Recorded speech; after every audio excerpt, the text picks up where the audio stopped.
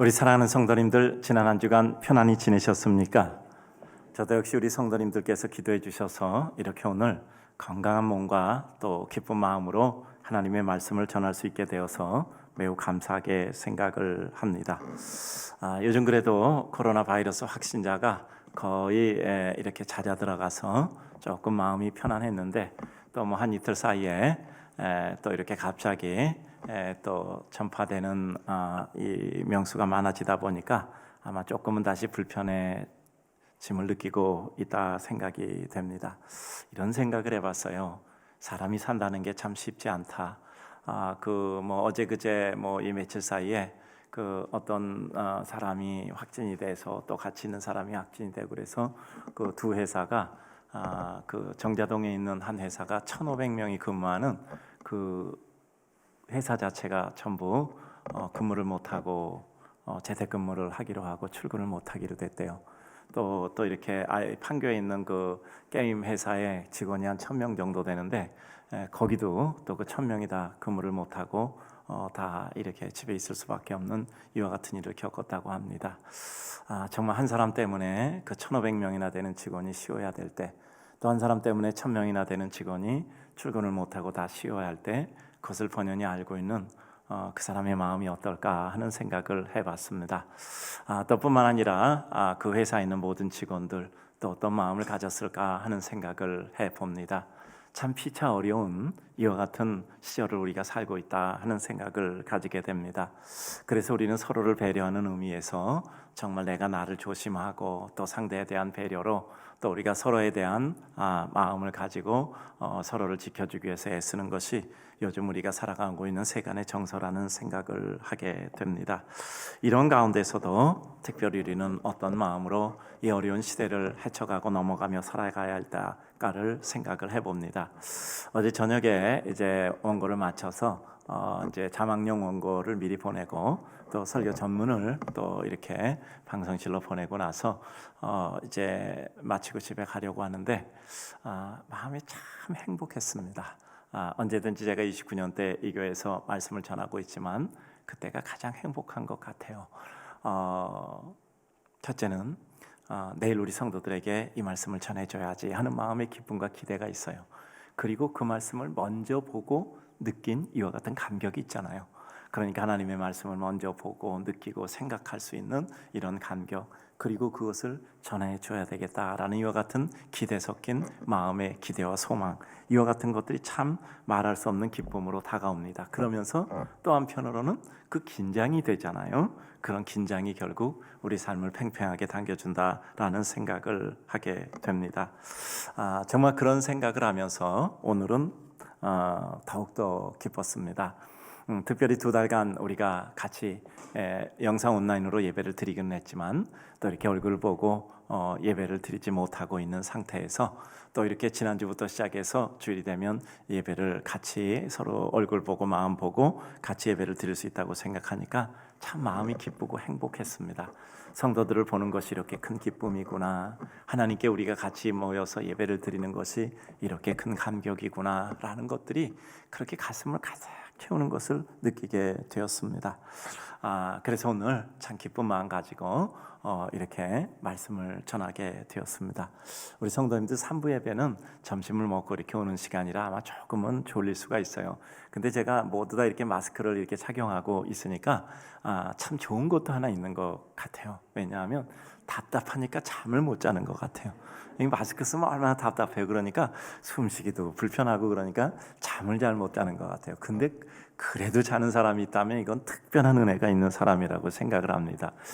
제가 이 교회 벌써 29년째 있잖아요. 그러면서 제가 느낀 것은 예배 시간에 자는데 예배 시간에 자는 사람은 딴 시간에는 안 자고 설교하는 시간에만 자더라고요. 그리고 또 설교가 끝나면 어떻게 알고 깨? 근데 제가 그 쭉 뭐 1, 2년 봤다면 그거 뭐 그냥 그렇다 얘기할 수 있지만 29년 동안 쭉 지내면서 보니까 이게 설교하는데 잠을 자는 사람들 중에 나쁜 사람이 그닥 없어요. 설교하는데 이렇게 자는 사람 보면 대부분 괜찮은 사람들이더라고. 그리고 그 이렇게 그 자다가 이제 설교 끝나면 깨면 미안해서 그런지 찬송가를 힘차게 부르더라고.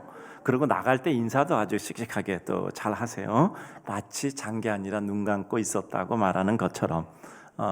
그런데 그러면서 벌써 이렇게 시간들이 흘러가서 서로의 마음과 삶을 이해할 수 있다는 게 참 감사하게 생각을 합니다. 요즘 이러저러한 세간의 삶 속에 비단 코로나 전염병이라는 것이 우리들에게 있어서 정말 그 어떤 질병이다, 아니면 그것으로 말미암아 사람들의 만남이 제한되고 또 오가는 것이 제한됐다라는 것으로 끝나지 않고, 그것으로 인하여 병리학적인 것이 사회학적인 요소로 바뀌게 되잖아요. 그래서 어떻게 되죠? 사람들의 삶이 어려워지는 것입니다. 병리학이 사회학으로 바뀌게 되는 거죠. 그래, 사람이 만나지 못하니까 거래가 형성되지 않고 상업이 이루어지지 않고 또 뿐만 아니라 모든 업무가 이루어지지 않고, 이런 가운데서 그것이 각각 한 나라의 개인 간뿐 아니라 국가 간에도 그런 모든 일이 이루어지니까 정말 참 어렵게 되죠. 그리고 정말 아까도 말씀드렸지만 한 사람 확진자가 나오면 같이 있었던 회사 전체가 문을 닫아야 되고 공장이 닫아야 되고, 이러다 보니까 물건을 파는 사람은 팔지 못하고 그것을 사는 사람들도 별로 사지 못하고, 이런 관계에서 모든 게 다 어려워지는 이와 같은 상황이 되어져 있습니다. 이런 가운데서 우리는 과연 우리의 삶을 어떻게 바라보고 생각해야 될까를 생각을 합니다. 2달 전에 이제 저희가 코로나 전염병으로 인해서 저희가 사람을 대면할 수 없는 이와 같은 상황이 있게 됐죠. 그래서 저희가 이제 예배를 모여서 드리지 못하고 온라인으로 예배를 드리고, 또 신방도 할 수 없고 또 사람끼리 만나서 모임도 할 수 없고, 여러 가지가 제한된 삶이 있었죠. 그래서 바로 이제 그 다음 날 시작을 하면서 3월 3일 날 화요일부터 이런 말씀을 드렸어요. 우리는 모든 것이 제한되어 있는 이런 삶 속에 산다. 그러나 모든 것이 제한된 삶 속에서 무엇을 할 수 있는가를 찾아보자. 그래서 우리들의 삶에 있어서는 결국 삶은 웨이브잖아요. 올라갈 때가 있고 내려갈 때가 있고, 이와 같은 반복을 거쳐가면서 어떤 목적지를 향해서 갑니다. 그러면 모든 것이 제한된 속에서 그래도 할 수 있는 일이 무엇인가를 찾아서 그것을 이루되, 반드시 시간이 지나면 어떤 결과가 있을 것이다. 그러면 우리는 가장 어려울 때 최고를 이루어 그 시간이 지났을 때 우리는 거기서 하나님의 뜻을 찾자라고 말씀을 드렸어요. 그래서 우리가 뭘 할 수 있는가를 생각해 봤더니, 뭐 전화도 할 수 있고, 그 다음에 뭐 온라인 영상 제작해서 우리 주일학교, 또 그 다음에 전부 이렇게 보낼 수도 있고 하는데, 또 할 수 있는 일이 있더라고요. 제가 처음에 여기 분당이어서 개척을 할 때 교인들이 많지 않았죠. 뭐 1년 되니까 400명 정도 되고, 또 한 4년 정도 되니까 2,000명 정도 됐어요. 아마 그때까지 제가 했던 것 같아요. 새벽기도 끝나고 제가 뭐 새벽기도 끝나고 뭐 제가 시간을 가지고 있잖아요. 그러니까 제가 우리 성도들 그 가정 이렇게 또 가서 제가 그 문 앞에 손을 얹고 이렇게 기도를 했어요. 하나님의 가정을 축복하옵소서. 물론 뭐 벨로 오거나 그러지 않았죠. 그렇게 아침마다 가서 이렇게 우리 성도들 이렇게 그 기도를 하고 이렇게 돌아왔습니다. 그리고 또 어떤 때는 또 때를 정해서 또 그렇게 정한 적이 있고요. 그래서 그 생각이 나서, 기도는 하나님께 하는 것이고 축복을 하나님이 주시는 것이고, 성도가 축복받고 은혜를 받으면 그것은 하나님 앞에 아름다운 영광의 역사가 이루어지는 일이다라고 생각해서 우리 목사님들하고 우리 전사님들하고 그런 일을 하자라고 말씀드렸습니다. 그리고 성도들이 교회를 못 나오니까 한 번은 만나야 될 것 같아요. 그러나 얼굴을 보고 만날 수 없으니까 우리가 주보도 요새는 월요일 날 마감합니다. 그래서 월요일 저녁에 다 프린트해 놓고 화요일 아침부터 그것을 성도들에게 갖다 줘요. 그러니까 한 주일씩 땡겨서 하는 거죠. 그리고 오늘 조일이 오면 다시 한 번 더 드리고 하는 거거든요. 그러니까 구문을 갖다 드리는 게 아니라 신문을 갖다 드리는 것이죠. 그래서 이렇게 방문을 해서 이렇게 손을 얹고 이렇게 하다 보니까 우리 성도들의 모든 가정을 가려니까 우리 전 교육자들이 하루에 30가정을 가야 되더라. 주일도. 저희 주일 예배도 이제 일부의 그 영상 예배 드리고 바로 나갔습니다. 그러니까 저희가 이제 8시 예배 드리면 9시 반이면 끝나죠. 그럼 바로 나갔어요. 그래서 주일도 하루 종일 뭐 저녁 예배 시간에 들어왔다 또 그 뒤에 또 하고, 그다음에 화요일, 수요일, 목요일, 금요일, 토요일 하니까 전 성도의 가정은 일주일에 한 번씩 갈 수가 있었어요. 그래서 문에 손을 얹고 이렇게 간절히 기도하고, 또 그다음에 또 만날 수는 없으니까 이제 나오면서 이제 이렇게 기도하고 갑니다 하는 문자 정도 이렇게 보내놓고 이렇게 왔는데, 그러다 보니까 10주 가까이 되니까 10번을 방문을 했습니다. 진정성이라는 것은 2가지가 담보돼야 돼요. 첫째는 뭐죠? 뜨거움이 있어야 됩니다. 2번째는 시간의 지속성이 있어야 돼요. 진정성은 뜨거움과 시간이 담보돼야 됩니다. 그러니까 한두 번 하면 행사가 되는데 끝까지 하면 그것은 진정이 담긴 역사가 되죠. 여러분, 저는 이런 말 좋아하는데, 여러분 졸구라는 말 아시죠? 졸구가 무슨 말이냐면, 자 따라서 합시다. 졸려도 꾸준히, 졸려도 꾸준히, 졸려도 꾸벅꾸벅 졸면서 끝까지 꾸준히 하는 거야. 이게 졸구예요. 저는 그걸 굉장히 좋아해요. 잘못해도 졸려도 꾸벅꾸벅 졸면서 끝까지는 하는 거야. 이제 우리가 늘 하던 말로는 뭐죠? 자 따라서 합니다. 꾸준히 끝까지, 꾸준히 끝까지. 그러니까 졸고 졸려도 끝까지, 졸려도 꾸준히, 졸려도 꾸준히 꾸역꾸역 하는 거예요. 그리고 또 꾸준히 끝까지 가는 거죠. 그래서 그것이 지속이 될 때 거기는 진정성이 확보되고 있는 겁니다. 그러니까 한 번 가면, 두 번 가면 행사가 되는데, 그것을 5번, 6번, 10번 가면 그거는 진정이 담겨, 마음이 뜨거움이 없인 거 끝까지 절대 못합니다. 지난주부터는 조금 상황이 나아졌잖아요. 이제 예배도 드리고 그러니까 이제는 가서 뭐 일부러 이렇게 할 수는 없고요. 가서 혹시라도 이제 가서 주보 이렇게 놓고 기도하고 있을 때, 혹시 집에 누군가 있으면 이제 문 앞에 나와서 문 앞에서 이렇게 서로 얼굴 보고 마주보고 거리 띄어서 이렇게 기도는 하고 오고 있습니다. 지난 한 주는, 이제 앞으로도 계속 당분간은 그렇게 할 거예요. 모든 것이 완전해질 때까지는요. 그래요. 그런 가운데 느껴지는 마음의 교류가 있어요. 사람이라는 것은 마음이 가면 마음이 오는 거잖아요. 그리고 마음의 진정은 느껴지는 겁니다. 늘 말씀드리지만 우리 삶에 있어서 설득이 중요한데, 설득은 기술이 아니라 설득은 진심입니다. 설득은 기술로 설득하는 게 아니라 진정성으로 설득을 하는 거거든요. 그러니까 그 진정성이 전달이 되게 되면 사람의 마음이 움직이는 것이 그 설득이죠. 그래서 늘 이런 말씀을 드렸습니다. 그래요. 이 기간이 끝날 때 어떤 일이 일어나는지 우리는 하나님의 뜻을 살펴봅시다. 저는 꼭 2가지를 원칙을 가지고 있습니다. 한 가지는 제가 해보지 않은 일은 누구에게 부탁하지 않습니다.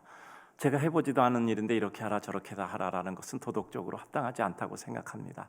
그리고 정말 어떤 좋은 결과가 예측된다고 생각되는 확신, 그리고 힘들고 어려워도 그것을 넘었을 때 발전과 진보가 있다는 확신이 있어야만 그 일을 진행을 합니다. 그렇지 않으면 사람 고생만 시키고 어렵게 한다면 그것은 합당한 일이 아니죠.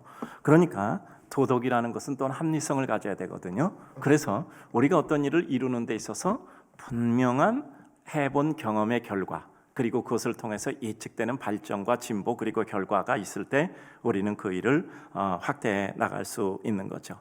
그래서 가장 어려울 때 최고를 이루어 그 결과로 하나님의 역사를 이루는 거죠. 우리가 노래처럼 불렀던 지축이 흔들리면 질서가 변화되고, 그리고 구조가 개편되며 그 가운데 위치가 바뀌고 순위가 바뀐다. 그러니까 그와 같은 때에 우리는 그래서 어떤 일을 해야 된다라는 것을 늘 말씀을 드리고 있잖아요. 그래서 벌써 이렇게 2달 반까지 이렇게 시간이 흘러오고 있습니다. 그런 가운데서도 우리 인생들은 정말 힘들고 어려운 삶을 가고 있는 것이 요즘의 모습이잖아요. 첫째, 국가 간의 교류가 안 되니까 무역도 안 되고, 요즘이요, 여러분 아세요? 우리나라에서 무슨 물건 하나를 외국으로 보내면 비행기로 가는 것도 1달 반 걸리더라고요. 지금 보내면 1달 반 뒤에 그 물건이 도착하더라고. 왜냐하면 비행기 자체가 거의 안 뜨니까. 그러니까 이제 세계는 거의 단절되어 있는 거예요. 그러니까 무역의 교류, 그 다음에 모든 상업의 교류, 모든 학문의 교류, 모든 것도 그저 온라인을 통해서 되는 정도니까, 또 모든 것은 만나야 될 일도 있고, 또 그 다음에 물류도 오고 가고 해야 되는데 물류 자체가 끊겨버리잖아. 그러니까 참 모든 게 어려운 세상이 돼버린 겁니다. 그러나 그런 가운데서도 우리는 그 가운데 우리가 할 수 있는 일은 무엇일까? 그 가운데 우리는 어떤 일을 할 수 있는가? 그것을 찾아서 우리는 하나님 앞에 이르면 일정한 시간이 지날 때 모든 심은 것은 반드시 열매를 거두게 된다라고 생각을 합니다. 이제 이런 마음을 가지면서 이런 어려운 때에 우리는 오늘 욥기 23장 10절 이하를 살펴보면서 하나님께서 우리들에게 주시는 이와 같은 시간들의 의미를 다시 한번 생각해 보려고 합니다. 욥이 참 어렵잖아요. 그 어려운 가운데 정말 하나님의 은혜를 잊고 그가 회복하잖아요. 욥기를 5가지로 분절하면 이겁니다. 첫째는 욥의 믿음에 대한 하나님의 인정이 있었어요. 그런데 욥의 믿음에 대한 하나님의 인정에 대해서 사단이 거기에 대해서 시험을 걸려고 하죠. 하나님께서 허락은 하지만 욥의 생명은 다치지 못하게 합니다. 그런데 그 시험을 받는 욥, 고통 속에서도 믿음을 지키는 게 2번째입니다. 근데 3번째 갑자기 상황이 반전돼요. 욥을 찾아온 친구들의 공방 속에서 친구들이 욥에게 네가 이렇게 고통당하는 건 죄를 지었기 때문이니까 네가 빨리 회개하라라고 욥을 공격하잖아요. 그랬더니 욥이 거기서 자기 의를 주장하는 이와 같은 인간의 생각이 물씬 솟아오르기 시작한 겁니다. 그러다 보니까 욥은 자기가 의롭다라는 것을 주장하게 됐어요. 본의 아니게. 그러다 보니까 점점 가속화돼 버리잖아요. 그런 가운데서 네 번째, 하나님이 깨우치십니다. 그 하나님의 깨우침 속에서 욥이 자신의 어리석음과 불의를 깨닫고 침묵합니다. 그리고 다섯 번째, 욥의 회개와 하나님의 은혜와 축복의 회복이 이루어지게 되죠. 그 가운데 저는 욥기의 하이라이트는 40장 4절이라고 생각합니다. 뭐라고 이렇게 했죠? 보소서, 나는 비쳐나오니 무엇이라 주께 대답하리까? 손으로 내 입을 가리울 뿐이라 라고 말씀합니다. 전에 욥이 뭐라고 했습니까? 욥은 그를 공방하던 친구들에게, 그를 공격하던 친구들에게 너희 손으로 너희 입을 가리어라 이렇게 주장했단 말. 나는 의롭다 이렇게 주장했던 사람이. 그런데 너희 손으로 너희 입을 가리어라 하던 욥이 내 손으로 내 입을 가리겠나이다 라고 이와 같이 고백하고 있는 거죠. 이게 뭐죠? 인간의 자아 발견이라는 말이죠. 자기가 깨닫게 되는 것이죠. 인간의 자아 발견. 그러니까 정말 하나님의 은혜를 체험하고 보니까 내가 보이는 이와 같은 모습이란 말이죠. 그래서 자기 손으로 자기 입을 가리우는 깨달음과 침묵의 고백을 합니다. 욥기의 절정의 장면이죠. 이 장면 앞에 있는 내용입니다. 이 친구들과의 공방 속에서 친구들은 욥의 죄를 지적하고 욥에 대해서 공박하게 될 때 욥은 나는 의롭다, 나는 깨끗하게 살았다, 나는 열심히 살았다, 나는 부족하지만 그래도 애써 살았다 이런 얘기를 하는 가운데서 문득문득 스치는 하나님의 은혜의 빛을 보게 되는 겁니다. 그래서 욥은 거기서 깨닫게 되는 거죠. 22장에서 대만 사람 엘리바스의 공박에 대해서 23장에 욥은 이렇게까지 한탄합니다. 나는 하나님을 만날 수도 없고 하나님의 응답도 체험하지 못한다. 이런 처량한 신세가 되었다. 이렇게 자기의 신태를 한탄하는 장면이 와요. 그러나 문득 정신 차려서 오늘 본문의 말씀을 고백하고 있는 것입니다. 내가 가는 길을 그가 아시나니 그가 나를 단련하신 후에는 나는 순금같이 나올 것이다 라고 말씀하고 있습니다. 내 삶을 하나님이 알고 계시고 그리고 나를 단련하여 고통을 주신 후에 하나님께서 나를 정금같이 이와 같이 만들어 주실 것이라는 것을 그는 하나님께 대한 기대와 믿음의 고백을 가지고 있는 것입니다. 이와 같은 장면을 보면 요즘 어느 누구랄 것 없이 우리는 쉽지 않은 삶을 살고 있어요. 정말 그 병원근 하나가 우리 인간을 이렇게 만들고 있구나라는 것을 느끼며 하나님의 존엄과 위엄 그리고 인간의 나약함을 보게 됩니다.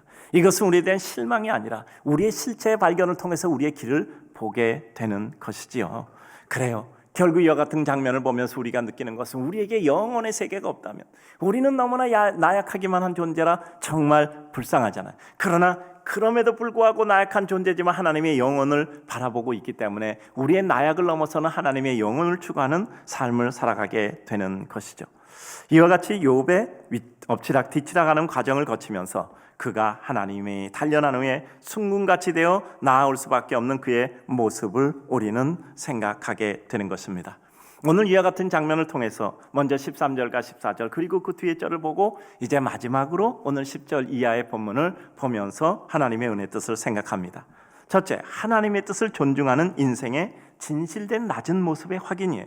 오늘 13절과 14절 보면 그는 뜻이 일정하시니 누가 능히 돌이키랴 그의 마음에 하고자 하시는 것이면 그것을 행하시나니 그런즉 내가 작정한 것을 이루실 것이라 이런 일이 그에게 많이 있느니라 라고 말씀합니다. 내게 작정한 것을 이루랴. 내게 작정한 것 하나님께서는 반드시 이룰 것이다. 하나님은 전능자로서 그 어떤 누구도 영향을 줄 수 없는 그 하시고자 하는 일을 이루시는 겁니다.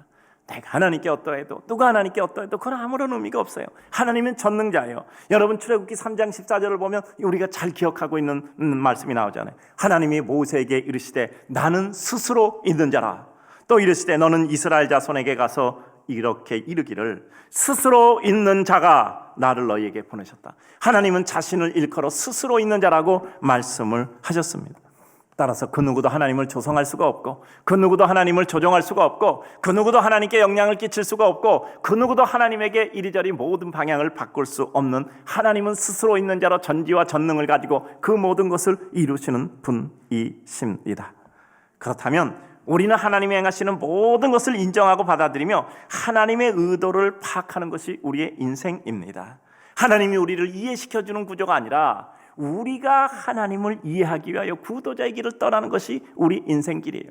하나님 인간이 너무너무 무지해서 도저히 깨닫지 못하니까 예수 그리스도를 보내어 인생에게 이해를 시켜주셨지만, 일반적인 구도로서는 하나님이 우리를 이해시켜주는 것을 넘어 먼저 우리가 구도자의 심정을 가지고 하나님의 뜻을 찾아가는 겁니다. 여러분, 기도하잖아요. 기도로 동아줄을 잡고 하나님 나를 도와주십시오. 하나님을 끌어당기자. 내게 와주십시오. 내게 와주십시오. 그러고 그 동아줄을 끌어당기고 간절히 기도했더니 하나님이 눈앞에 있어. 하나님이 우리에게 다가오셨나요? 아니잖아. 내 그 동아줄을 잡아당기고 기도하다 보니까 내가 하나님 앞에 딸려 들어간 거예요. 여러분, 내가 하나님 앞에 딸려갔단 말이에요. 그래서 내가 하나님 앞에 서 있는 거예요. 그게 믿음이고, 그게 은혜고, 그게 하나님의 축복이잖아요. 인생의 최고의 감격은 따라서 내가 한순간이라도 하나님께 사용되는 거예요. 하나님이 내게 사용되어서 하나님이 내 일을 이루어주시는 것이 아니라 내가 하나님께 사용되어 내가 하나님의 뜻을 이루어가는 것이 우리 인생의 진면목이잖아요. 은혜란 내가 하나님의 뜻 속에 살고 있는 것을 깨닫는 것입니다. 하나님의 뜻이 무엇인지 알게 되고 그것을 이루는 것이 내 기쁨이고 내 행복일 때 그것이 믿음의 삶입니다. 오늘날 이렇게 우리가 주일날 불편하지만 마스크까지 쓰고도 그리고 이 자리에 와서 예배를 드리는 이유는 무엇일까요? 이게 행복하기 때문이야. 이게 기쁨이 때문이야. 우리는 이러지 않으면 살 수가 없어.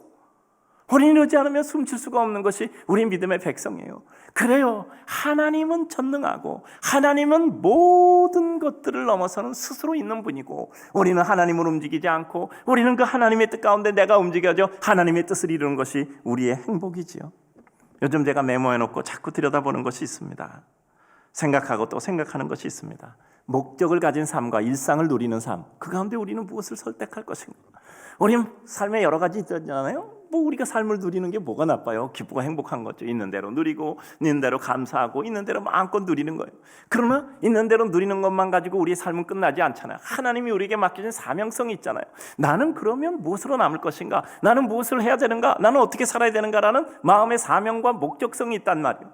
그러면 우리는 일상을 누리는 삶을 넘어서 나의 목적을 향하여 어떻게 갈 것인가라는 이와 같은 삶의 표대를 정하여 달려가는 것이잖아요. 분명히 일상을 누리는 삶과 목적을 향해 가는 삶은 얼마간의 차이는 있는 것입니다. 어떤 것이 좋다 나쁘다 말할 수 없으나 결국은 우리에게 선택의 기로에 설 때가 있단 말이죠. 목적성이 강한 사람은 목적을 향해 갈 것이고, 삶을 누리는 것이 강한 사람은 삶을 누리기를 더욱더 선호할 수밖에 없죠. 차이란 말이에요. 그러나 어느 날 이것이 합치되는 경우가 있어요. 내가 내 삶을 누리는 것이 내가 하나님의 은혜의 목표를 향해 달려가는 게 돼버리는 때가 있단 말이에요. 내 인생의 가장 행복한 때는 하나님을 향해 달려가는 때인 때가 있단 말이에요. 그러니까 우리 인생에 있어서 이렇게 와서 불편하지만 예배를 드린단 말이에요. 우리는 예배를 드린다는 목적지향이 있잖아요. 근데 이 목적지향이 우리들에게 누리는 삶이 돼버렸단 말이야. 그래요, 난 하나님께 예배 드리는 것이 내 삶의 목표야. 그래서 나는 그것이 내가 할 일이야 라고 생각하고 오는데 그것이 너무 행복한 나의 삶의 누림이 돼버렸단 말이에요. 그래서 우리가 목적을 지향하는 삶이 우리의 일상을 누리는 삶과 일치될 때 우리는 정말 하나님 앞에 기쁘고 감사하다는 생각을 하게 됩니다. 하나님이 하늘의 영광 속에 인생을 주도하심을 아는 것은 비굴이 아닌 인생의 진정한 자아발견과 구원의 역사입니다. 예수님이 십자가에 달려 죽으실 때 누가복음 23장 42절 3절을 보면 한편 강도는 예수 그리스도에 대해서 초롱하지만 한편 강도는 오히려 예수 그리스도에 대해서 그의 진심을 토로합니다. 이르되 예수여, 당신의 나라에 임하실 때에 나를 기억하소서. 마지막 십자가에 못 박혀 같이 죽는 이와 같은 순간이었지만 그럼에도 불구하고 예수 그리스도께 이렇게 자기를 의탁하고 있는 겁니다. 이건 비굴함이 아니에요. 하나님을 아는 사람들, 하나님을 아는 믿음의 백성은 비굴이 아니라 그것이 진실인 겁니다. 예수께서 이르시되 내가 진실로 너에게 이르노니 오늘 네가 나와 함께 낙원에 있으리라고 이와 같이 선언하셨어요. 생각해보, 자기도 해결하지 못해서 사람들이 얘기하잖아. 너나 구원해 이렇게 조롱하는 데서 예수님께서 네가 오늘 나와 함께 낙원에 있으리라. 그 가운데 그런 예수 그리스도 죽어가고 비난받는 그 예수 그리스도께 자기를 의탁하는 이와 같은 한편강, 그는 비굴한 게 아니라 그게 삶의 진실이에요. 그게 삶의 진실이란 말이죠. 그리고 그는 구원을 받는 역사를 이루게 되잖아요. 두 번째로는 하나님을 지존자로 인식하여 두려워하는 인생의 본 모습입니다. 오늘 15, 16, 17절을 보면 그러므로 내가 그 앞에서 떨며 지각을 얻어 그를 두려워하리라. 하나님이 나의 마음을 약하게 하시며 전능자가 나를 두렵게 하셨나니 이는 내가 두려워하는 것이 어둠 때문이나 흑암이 내 얼굴을 가렸기 때문이 아니로다 라고 말씀하고 있습니다. 하나님을 깨달아 인식하고 생각하고 바라보면 우리 죄인은 하나님 앞에 두렵고 떨 수밖에 없습니다. 누가복음 5장 8절을 보면 시몬 베드로가 물고기 많이 잡게 한 주님, 이제 문 밖으로 나가서 땅에서 예수님께 무릎 꿇고 고백하잖아요. 주여 나를 떠나소서, 나는 죄인이로소이다. 너무나 두렵고 떨렸던 거예요. 주님을 어느 날 바람결에 느끼는 순간, 주님의 음성을 듣는 순간 우리에게 다가온 것은 두려움입니다. 왜냐하면 주님의 은혜의 그 광대하심에 나의 죄악됨이 대비되어 보이기 때문이죠. 여러분 영상 칼럼 잘 보십니까? 그래도 많은 분들이 보셔서 제가 영상 칼럼은 앞으로 계속 제가 하려고 생각을 하고 있습니다. 그래도 또 이렇게 많은 분들이 보시고 활용을 하시더라고요. 근데 이제 9시에 송출이 되는데 한 5분 전쯤 해서 이제 김영 목사님이 제게 그날 그 영상 칼럼 송출된 거 5분 10분 전에 미리 보내줘요. 이제 한번 목사님 보시라고 해서 제가 한번 이렇게 눌러서 보거든요. 이렇게 눌러서 보면 영상 칼럼이 나오는데 여기 스마트폰에서 이렇게 나오는데 제가 제 모습을 보니까 꽤 괜찮아요. 아주 조소를 하는데 꽤 괜찮습니다. 뭐 이렇게 반질반질한 거 같고 이렇게 괜찮아요. 근데 목사님 이거 유튜브를 텔레비전으로도 볼 수 있어요 그러더라고. 그래서 텔레비전을 이제에서 그 유튜브를 이렇게 연결해서 봤거든요. 그랬더니 이만한 텔레비전에 얼굴이 이만하게 나오는 거야. 그랬더니 나 거기서 새롭게 깨달았네. 내 얼굴에 티가 그렇게 많아. 내 얼굴에 이렇게 시꺼멓고 티가 그렇게 있더라고. 야, 요만한 그 스마트폰으로 볼 때는 얼굴이 반짝반짝하고 뭐 이렇게 괜찮아. 근데 거기 보니까 그 남자들은 뭐 이렇게 뭐 화장 안 하니까 그런 거 다 그대로 나오잖아요. 그 텔레비전 환한 데서 이렇게 큰 얼굴로 보니까 그렇더라고요. 그때 문득 생각되는 게 있어요. 정말 하나님이 우리들에게 하나님의 빛을 쫙 비춰주실 때 우리의 모습이 그대로 드러나는 거예요. 그전에는 괜찮아 별로 눈에 띄지도 않고 괜찮고 가릴 거 가리우고 그리고 별로 드러나지도 않아 이렇게. 그런데 하나님이 우리에게 빛을 비춰주는 순간 우리의 더러운 죄악의 모습이 다 그대로 보이는 거예요. 그때 우리가 하나님 앞에 할 수 있는 말이 무엇이겠습니까? 주여 나를 떠나소서, 나는 죄인으로소이다. 이사야는 화로다 나여 망하게 되었도다. 내가 하나님의 영광을 보았으니 나는 망하게 됐다. 그와 같이 고백할 수밖에 없는 거예요. 하나님 앞에 우리 인생의 진정한 모습을 깨달으면 우리의 생각, 모습, 행동에 무엇이 하나님의 뜻과 다른가 두려워하고 떨고 조심하게 되죠. 오늘 욥기 23장 17절 말씀하잖아요. 이는 내가 두려워하는 것이 어둠 때문이나 흑암이 내 얼굴을 가렸기 때문이 아니라 내 자체가 죄악으로 말미암아 얼룩져 있다는 사실을 깨닫게 되는 거죠. 그래요. 언제나 하나님 앞에 우리의 생각과 모습과 행동을 헤아려보고 따라서 분별하고 기대하고 우리를 돌이켜야만 합니다. 그래요. 예레미야 18장 4절을 보면 전율스러운 장면이 있어요. 진으로 만든 그릇이 토기장이의 손에서 터짐에 그가 그것으로 자기 의견에 좋은 대로 다른 그릇을 만들었다. 우리 인생이 실패작이에요. 진흙으로 가지고 그릇을 만들게 터져서 망가졌단 말이에요. 근데 그걸 버리지 않고 그것으로 자기 의견에 좋은 대로 다른 그릇을 만들었다. 하나님의 재창조를 말씀하시는 거예요. 저는 교회 학생들에서 기도 때 하나님의 재창조를 위해서 기도하잖아요. 우리 인생은 다시 창조될 수 있는 거예요. 다시 만들어질 수 있는 거예요. 우리 버려질 존재라도 하나님께서 우리를 다시 손에 쥐고 그의 좋은 의견대로 다른 그릇을 만들어 갈 수 있는 거예요. 그러니까 우리는 하나님 앞에 다시 가는 겁니다. 이런 생각이 들어요. 하나님의 빛이 비치면 우리의 모든 모습이 다 드러나죠. 그런데 우리의 모든 것을 알고 나의 가는 길을 알고 그럼에도 불구하고 하나님이 나를 정말 쳐서 이 세상에서 끝내버리지 않았다면 하나님의 어떤 뜻과 계획이 있지 않겠는가. 그것을 알고 우리에게 남은 시간 그 뜻을 이루는 것이 나의 삶이 아니겠는가. 그것이 우리 모두의 고백이 아니겠습니까? 내가 숨겨질 수 있는 것도 아니고 내가 가려질 수도 있는 것도 아니고 하나님이 나에게 이와 같은 은혜를 주셨다면 다만 하나님의 뜻 가운데 어떤 용도가 있다고 생각하면 그 용도를 이루어드리는 것이 나의 삶이 아니겠는가. 그 생각하는 것이 우리의 당연한 생각이죠. 세 번째입니다. 우리 삶은 하나님의 뜻과 의도를 신뢰하고 기대하며 은혜를 이루려는 삶이 필요합니다. 오늘 10절의 말씀이죠. 그러나 내가 가는 길을 그가 아시나니.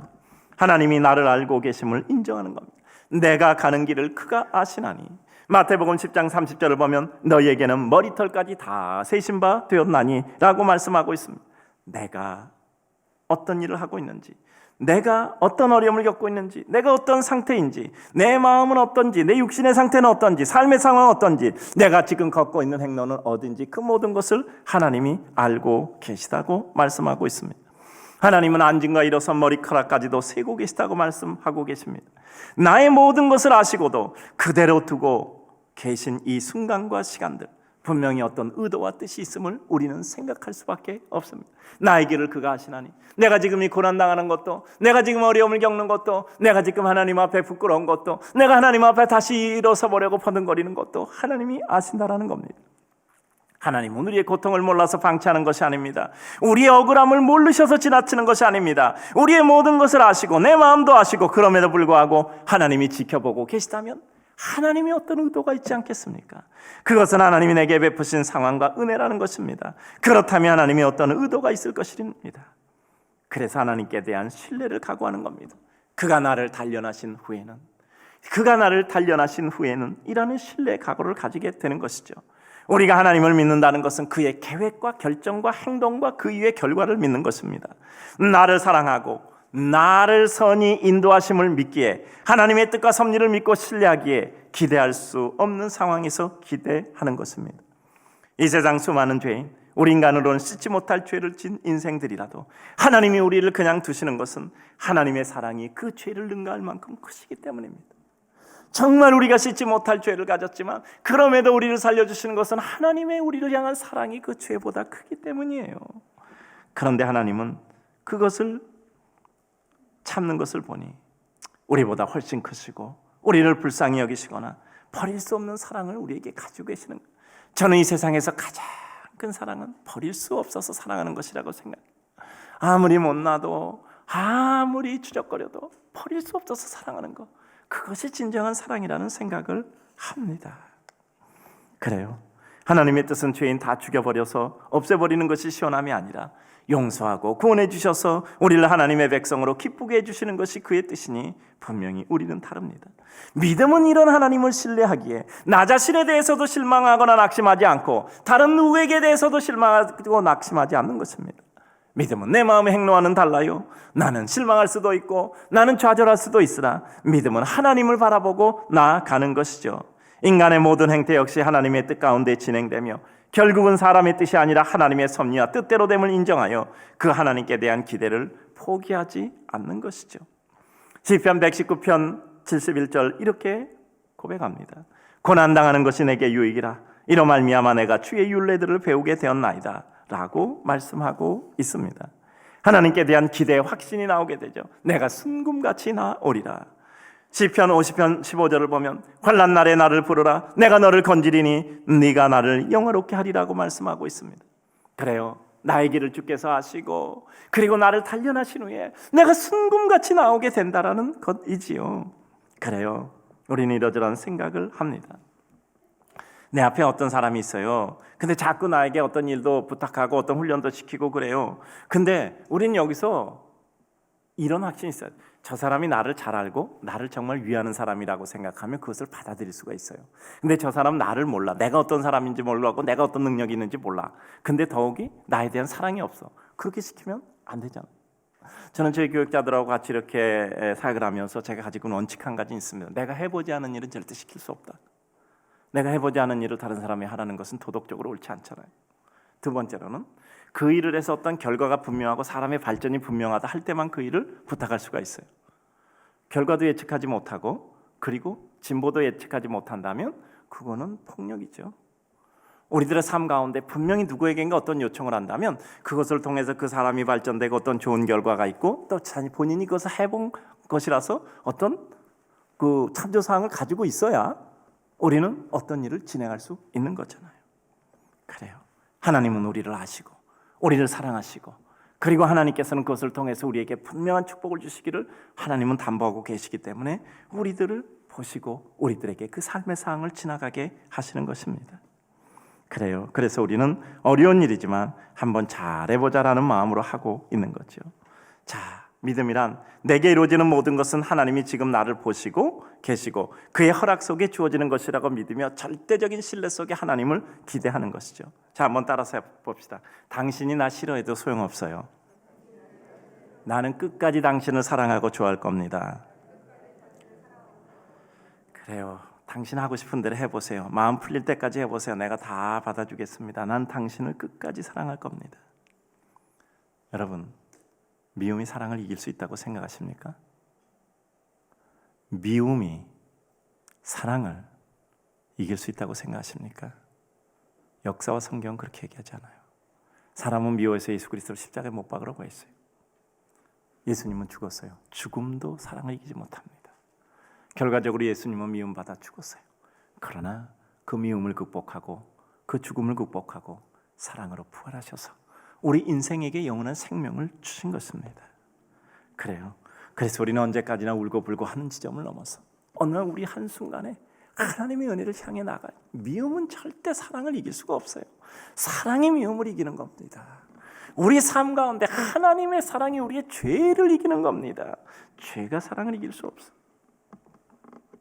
우리는 나를 단련하신 후에 정말 그 과정 우리는 쉽지 않죠. 모세가 40년 동안 광야에서 참 이렇게 어렵게 지냈잖아요. 하나님 모세 부를 때 아이고 하나님 나 못합니다. 그럼 모세 자인식이에요. 자기가 정말 못하는 거예요. 또 한 가지 좀 섭섭한 것도 있을 거야. 자 이렇게 만들어 놓고 무슨 일 하라는 겁니까? 그런데 정확하잖아. 모세는 광야의 지도자예요. 그것도 40년 동안 40년 광야에 묻혀서 40년 광야에 사역을 했어요. 너무나 정확한 등가의 원칙, 너무나 정확한 등가의 원칙이 적용되잖아요. 여러분 요셉을 보세요. 감옥에서 술과 맡은 관원장 꿈을 풀이해줘서 그리고 궁중에 가 나를 기억하소서 했는데 어떻게 됐죠? 창세기 41장 1절을 보니 만 2년 후에 바로가 꿈을 꾼죠. 2년 동안 이 사람이 연락 한 번 안 하네. 가면 금방 생각한다 그랬는데 감옥에서 2년 동안 연락 한 번 안 왔으면 그 약속은 없어진 거잖아. 그런데 그 긴 시간 끝에 결국 하나님께서 은혜를 주시잖아요. 저는요 우리 사람들에게 늘 결국은 우리가 넘어가야 될 산이 세 개. 하나는 첫째 자기 자신을 극복해야 돼요. 두 번째는 자기의 목표를 극복해야 돼요. 마지막으로 시간을 극복해야 돼요. 그 중에서 가장 마지막 해야 되는 어려운 일이 이게 시간의 극복이거든요. 타이밍이에요. 적시성, 시의성, 타이밍이란 말이에요. 그게 아무리 똑같은 일을 해도 시간 지나서 하면 아무 의미가 없어요. 너무 일찍 시작해도 의미가 없어요. 딱 그때 시의 적시, 딱 그때 해야 된단 말이에요. 이 타이밍을 맞추시는 분이 하나님이시더라고요. 우리는 그때라고 생각하는데 하나님이 이때예요. 근데 하나님이 맞아요.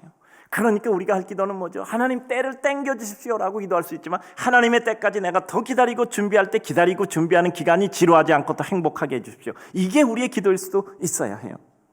그래요. 그래서 우리는 하나님이 우리에게 어떤 어려움을 주실 때 그것을 통해서 나를 단련하신 후에 하나님께서 우리를 천국까지 나오게 하시는 이와 같은 애를 믿습니다. 여러분 존 버년이라는 사람 알죠? 철로 역정을 썼잖아요. 우리 어릴 때는 하늘길 바른길 뭐 이런 걸로 뭐 이렇게 쉽게 쓴 것도 보고 그런 데서 뭐 하철로 역정도 보고 했는데 그는 문필가지만 사실은 목사님이었습니다. 첫 번째 아내는 몸이 약해서 아이를 낳고 먼저 세상을 떠나고 천국에 가고 말았어요. 그의 큰 딸은 안타깝게도 앞을 볼 수가 없었습니다.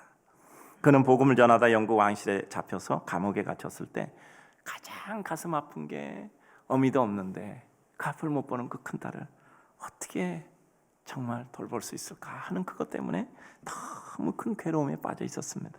그는 감옥에서 울부짖으며 하나님께 기도하다 하나님의 음성을 듣습니다.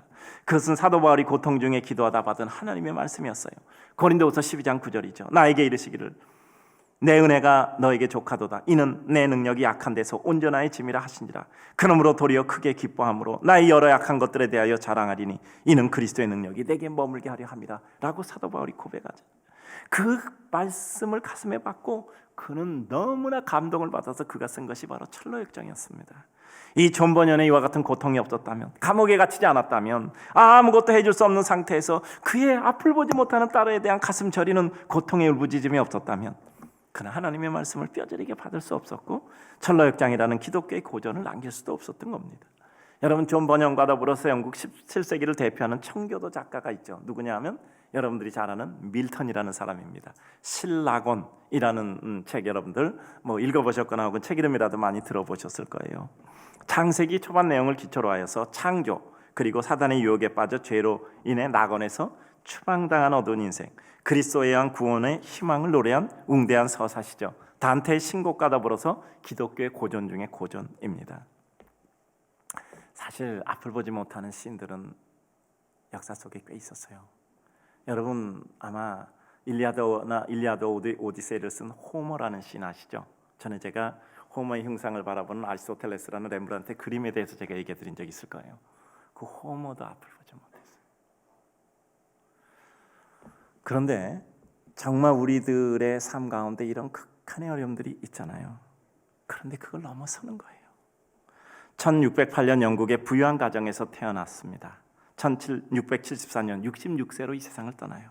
아버지는 밀턴에게 목사가 되기를 원했어요. 그는 이러저러한 과정 속에서 24살 때 목회의 꿈을 접고 시인으로 또는 국가를 위한 공직자의 위치에 섰습니다. 개인의 인생사로도 참 파란이 많아요. 첫째 아내와 이혼한 후 다시 재결합합니다. 그래서 아들 하나와 딸 셋을 두었는데 그 아내가 죽고 또 아들도 죽어요. 재혼을 했는데 또 1년 만에 아내가 또 죽어요. 그 사이에 낳은 딸도 죽습니다.